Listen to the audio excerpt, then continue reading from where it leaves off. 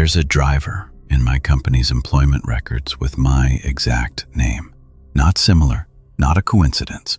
My name, every part of it. The file is from 22 years before I was hired. Same depot, same roads, same coffee I drink every morning before I pull out. He drove for 7 years. Then one day he just didn't come in.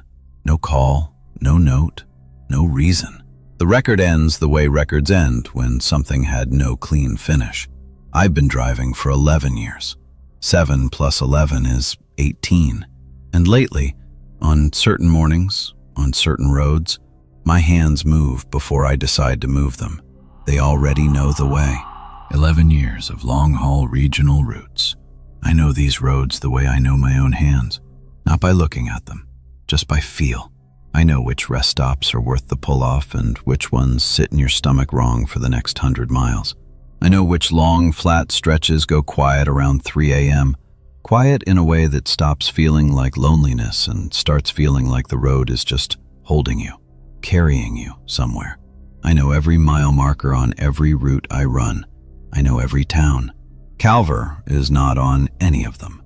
First time through was a Thursday in October, maybe 4 in the afternoon. That low gold light that makes everything look lit from inside. Clear sky, nothing unusual. Nothing I was paying attention to, because there was nothing to pay attention to. The GPS put me on a connector road. Happens sometimes. Old routes, pre-interstate. Roads that existed before anyone planned the highway system and just never got taken off the maps. I've been on 100 of them. They're usually fine. I drove through without stopping. Green sign, Calver, Main Street, old brick buildings, parallel parking with maybe 2 cars in it, a diner with the lights still on, narrow, long neon beer signs in the window that didn't quite fit the feel of the place, a pharmacy with an analog clock mounted above the door, the big round kind with a black rim. The clock read 6:40. Grain elevator at the far edge of town. I caught it in my side mirror as I pulled back onto the county road. Already shrinking. I arrived 22 minutes early. Good shortcut. Mental note. I didn't think about it again for 3 weeks. That's the part I keep coming back to. That I just didn't think about it. Like the town didn't leave any residue. Like something had smoothed it over before it could stick. Second time was a completely different route. And I mean completely. Different day, different cargo, different direction, different county. A part of the state that shares no geography with the first run. I've driven both routes for years. They don't connect. There's no version of a map where they connect. The sign came up anyway. Calver. What I felt wasn't recognition. Recognition would have been simple. This was more like the outline of recognition with nothing inside it. Like when you reach for something on a shelf and your hand closes on air where the object should be. The shape of the reach. The certainty of the reach. And then, nothing. Diner, pharmacy, clock, 6:40. The weather had completely changed. This time the sky was flat gray overcast. No shadows. The kind of light that makes everything look slightly counterfeit. First visit had been clear gold. 2 different days, 2 different weather systems, 2 completely different routes. Same clock, same time. I told myself it was stopped. It's a thing that happens. Small pharmacies in small towns don't always have someone maintaining the details. I kept driving, but I wrote it down when I got to the depot. Name of the town, the clock, both times. Date and route for each one. I think now that some part of me already knew. The part that writes things down without being asked is usually ahead of the part that understands why. Third time, I was deliberately paying attention. Route I've run over 40 times. I know it down to the texture. Every turn, every landmark, the way the light changes over a particular ridge around mile 62 on clear mornings. There is no physical way this route connects to Calver. The counties don't border each other. The road systems have no shared points. Just after 8 a.m., radio on. Coffee in the cup holder, still hot. Window cracked 2 inches. I was awake. Both hands on the wheel, specifically, deliberately, alert. My hands turned the wheel.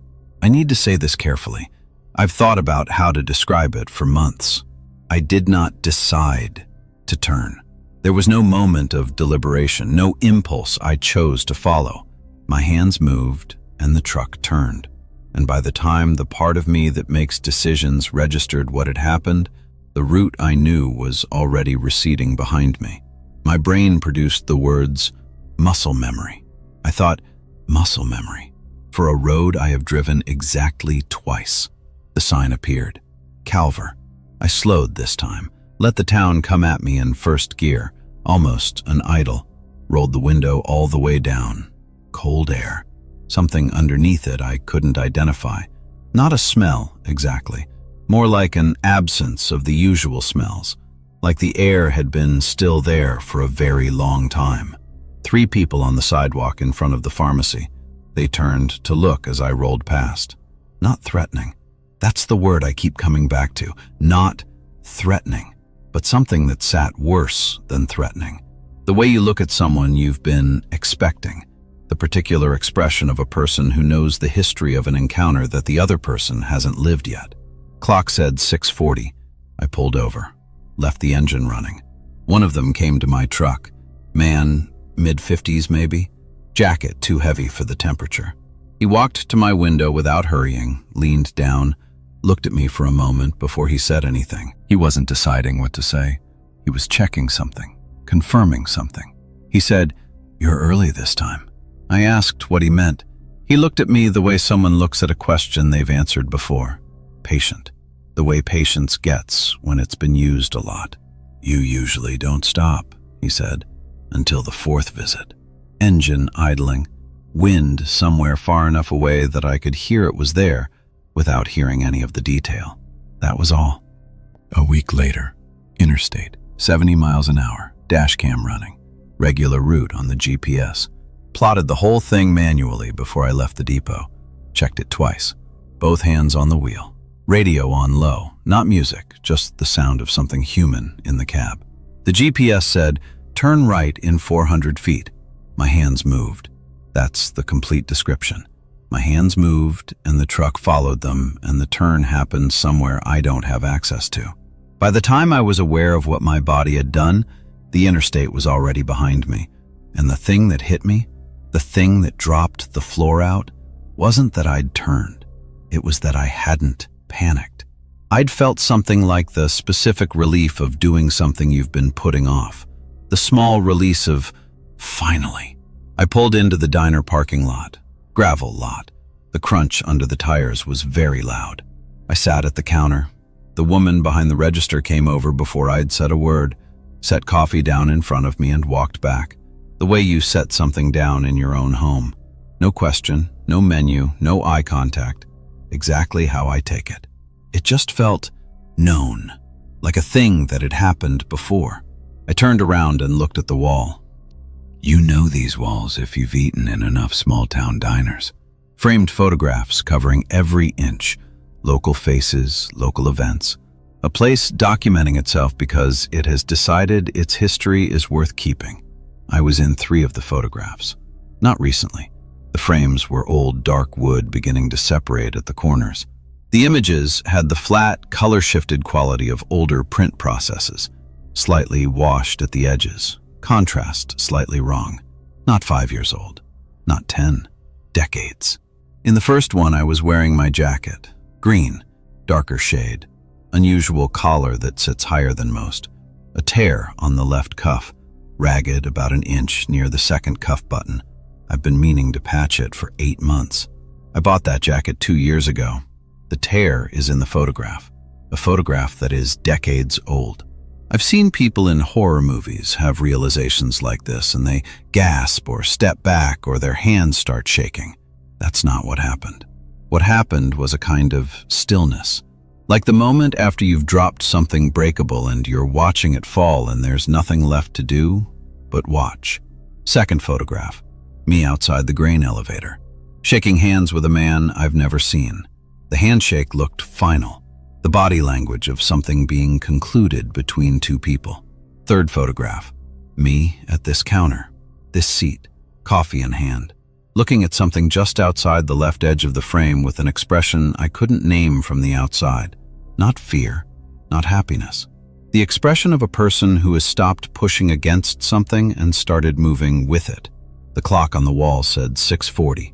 The refrigerator hummed. I asked the woman about the photographs. She looked at them the way you look at a wall you've stopped seeing. That's from the years you were coming through regular. I asked which years.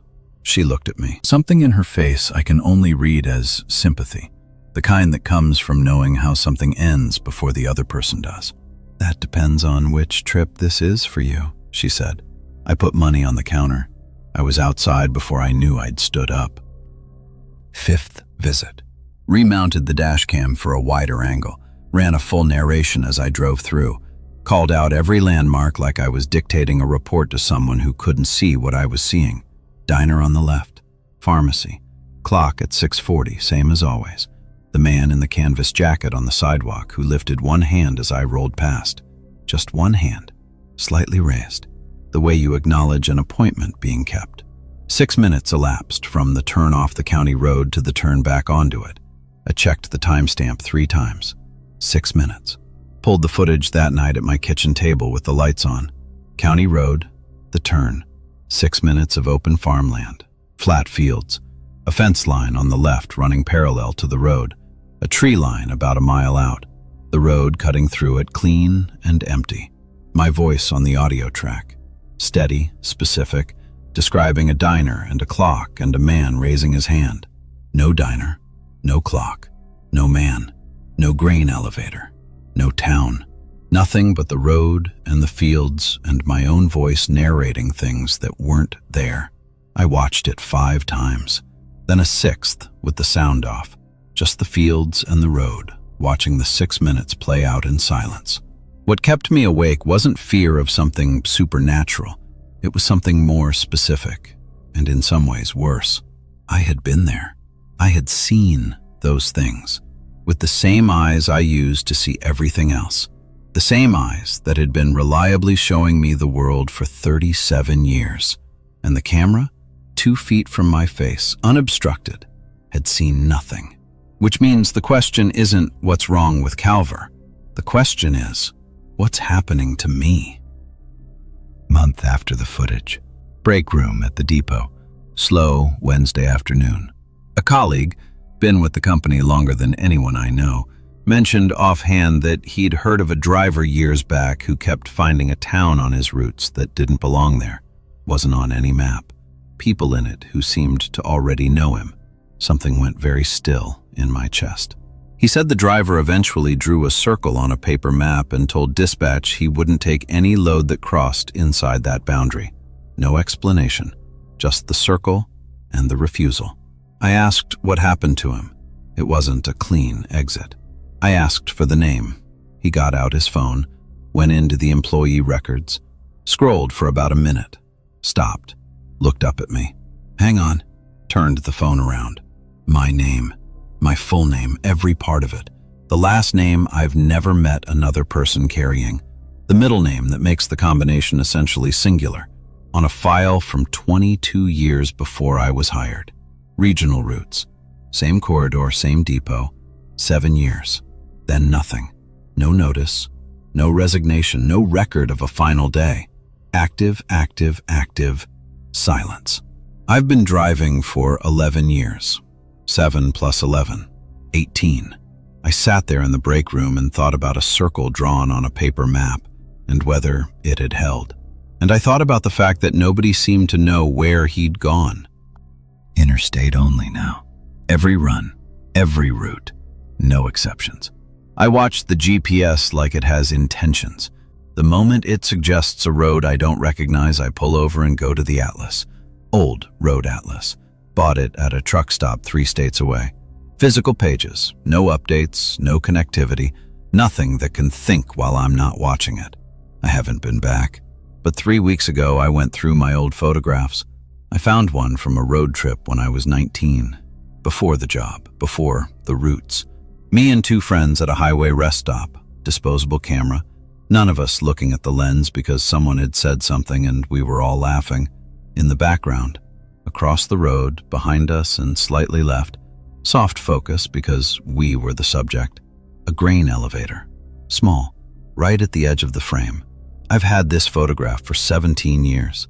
I've looked at it at family gatherings, on my phone, in albums, 100 times. I have never seen the grain elevator. The shape is right. The height is right. The water tower beside it has the specific lean, a few degrees off vertical, northeast side, that I've noticed every time I've approached Calver from the county road. I was 19 in that photograph. I didn't start driving until I was 26. I didn't drive through Calver for the first time until I was 33.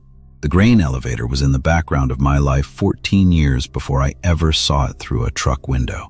I don't know if it was always there and I never looked at the right part of the frame, or if something is moving backward through the images of my life, the same way it's been moving forward through my roots.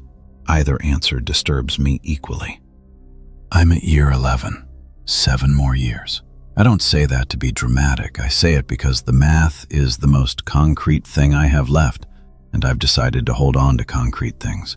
If you drive long routes, if you genuinely know what it means to spend hours alone in a cab, then I need you to hear this next part carefully. Check your odometer logs against your timestamps. Check your fuel records against your route distances. Check the numbers against your memory of specific runs, not in general, specifically, mile by mile if you can stand it. See if the numbers agree with what you remember. See if there are gaps the math shows you that your memory doesn't. And if you find 6 minutes on a road you know by feel, 6 minutes where the numbers account for the distance but you can't account for the time, don't look for the shortcut. I don't care how early you're running. I don't care what the GPS says. I don't care if the turn feels right before you've decided to take it. I don't care if some part of you, some part you can't locate, feels the specific small relief of finally. Pull over. Use paper. Use the atlas. Take the longest way there is, because whatever is in those 6 minutes has been in my rearview mirror since a Thursday in October, when I caught a clock reading 6:40 above a pharmacy door and filed it under nothing to worry about. Some mornings when I check my mirrors before I pull out of the depot, I see something at the edge of the rear view. Not in the center, where the reflection is clean, at the curve, where the glass starts to distort, where the image bends and gets unreliable. Something in the distance, keeping the same distance, not getting closer, not falling back, just there. The first few times I adjusted the mirror to bring it into the center of the frame, there was nothing there when I did that. Just road, just distance, just the empty morning behind me. But I've stopped adjusting the mirror when I see it, because the explanation that makes the most sense to me is not that there's nothing there. It's that whatever is there has been doing this long enough to know when the mirror is about to move. It knows how much time it has. It steps out of the frame, and then it waits. The other driver drew his circle at some point in his 7th year. He drove for 7 years, and then the file ends. I'm at year 11. The circle is drawn, but some mornings the thing at the edge of my mirror is a little closer than it was the morning before. Not much. Not enough to be sure, just the distance between it and me seems to be something that changes, something that has a direction, and the GPS still sometimes suggests roads I don't recognize, and my hands are still, on those particular mornings, on those particular roads, my hands still know the way. 7 more years. I don't know if the circle holds. I don't know if he thought it would hold too. I keep driving, because I know one thing with the same certainty I know these roads. Stopping is worse.